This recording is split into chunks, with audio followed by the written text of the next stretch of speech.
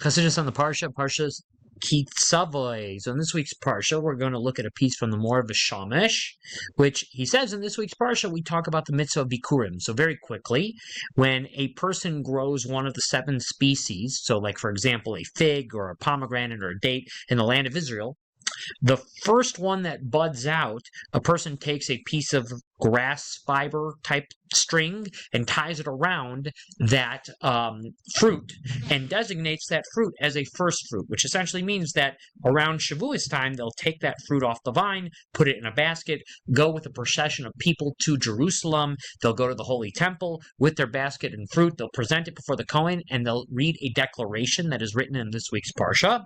And then the Kohen will take that basket, shake it in multiple directions, and then the Kohen can eat the fruit. That is the mitzvah of Bikkurim.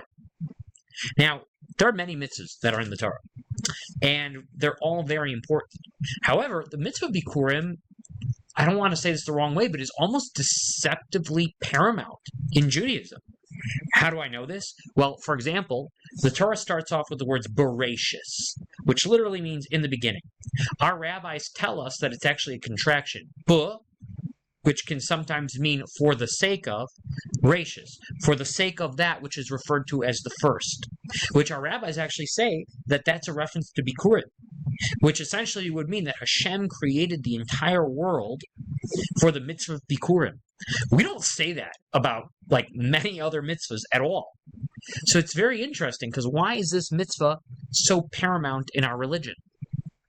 And now, another thing that we could say is that the Medrash actually says that Bikkurim is the reason why we have prayers, that our prayers were instituted to correspond to Bikkurim.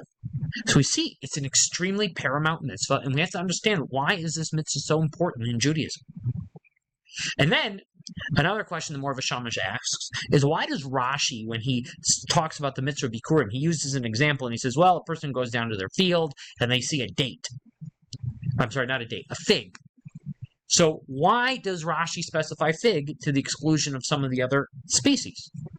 And then another question he asks, in the declaration that you make when you bring your Bikkurim, you say the words Arami Ovid Avi, which we usually translate as an Aramean tried to trick my father, which, like we say in the Pesach Haggadah, is a reference to Lavan. Lavan, or Laban, as some people would say, was from the land of the Arameans, and he tried to trick Yaakov, like with the speckled and spotted sheep and stuff. And the Mor V'Shamash says, what on earth does that have to do with Bikkurim? Like, we're even mentioning that in reference to Bikkurim. So now there's many answers to these questions. In fact, the Mor V'Shamash gives multiple answers to these questions, but we're going to go with his first answer. So he takes us all the way back to the Garden of Eden. And the Mor V'Shamash says, what was the sin? What happened that caused Adam and Chava to fall? So he says either A, that they really should have waited until Shabbat to have marital relations, or B, there's another answer, this is an answer I believe of the Arizal, that says that they were supposed to actually eat from the Eitz Hadas, the tree that they weren't supposed to eat from, but they weren't supposed to eat from it until God gave them permission to do that, which he was going to give them permission to do on Shabbat. Now, whichever interpretation you want to go with, we see that the main sin was some sort of impetuousness and not having patience and over-desire for the physical. So in order to fully cure this, we have to separate ourselves from the physical. And the Mor V'Shamash says that very simply, as Hashem, he gave us the rectification, meaning when we sinned in the Garden of Eden, the rectification was the idea of death now. So it used to be that we had this high spiritual level that a person could, separate himself without death but now we need death, and so to speak, in order to get rid of all the physicality that's within us. The Mor V'Shamash says that Bikkurim is the ultimate rectification for the sin of Adam and Chava. Okay? Bikkurim involves seeing a good fruit.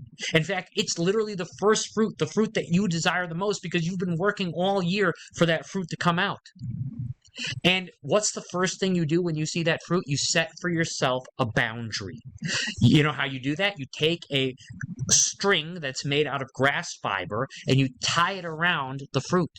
The string, which is made from the grass, which comes from the ground, reminds you that if you eat that fruit, you are reenacting what happened to Adam and Chava. You're not supposed to eat that fruit. That fruit is supposed to go to Hashem. You're supposed to wait, till he gives you permission. So you tie a string that's made of grass, which is the ground, reminding you the last person who ate from fruit when they weren't supposed to, so to speak, the only way they were able to fix that is through death. Okay? So you tie that piece of grass that reminds you of the ground, which reminds you of death, around that fruit to keep yourself from eating that fruit. It kind of calms down your Yetzer Hara. We see that a person's whole life, we know according to Chasidus, is to elevate themselves. So now everything is making sense, and to rectify that the sins of Adam and Chava and get back to Gan Eden. And Bikkurim is really the way to do it, so to speak. It's that separating the physicality from the spiritual. Now, we said, why do we talk about figs? Okay, why does Rashi talk about figs specifically? Well, now it makes sense. If Bikkurim is specifically about rectifying the sin of Adam and Chava, according to most opinions, it's not the only opinion, but according to most opinions, the fig was the species of fruit that was the one that Adam and Chava ate. Okay, so it makes sense that Rashi, who knows that this mitzvah is specifically to rectify their sin, would choose a fig. And then finally, to our last point, which is that the whole Bikkurim process is an allusion to Adam and Chava. Now it actually makes sense, because when we say Aramid Ovi Arami Ovid Avi, we're not saying an Aramean tricked my father. You see, the snake, the Torah calls the snake a Ramai. The snake in the Torah is called a trickster.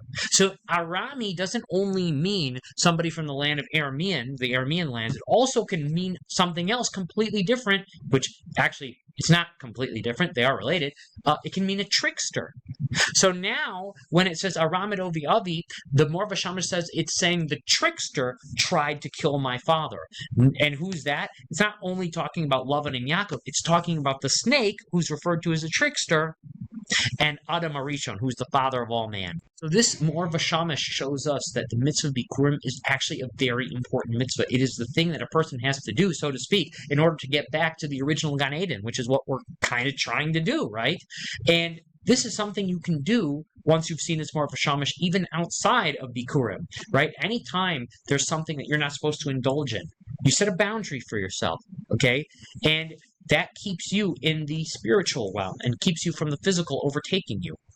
So may we all merit to make effective boundaries for ourselves, and may we all soon have the ability to perform the mitzvah of Bikkurim again in Yerushalayim. Have a great Shabbos.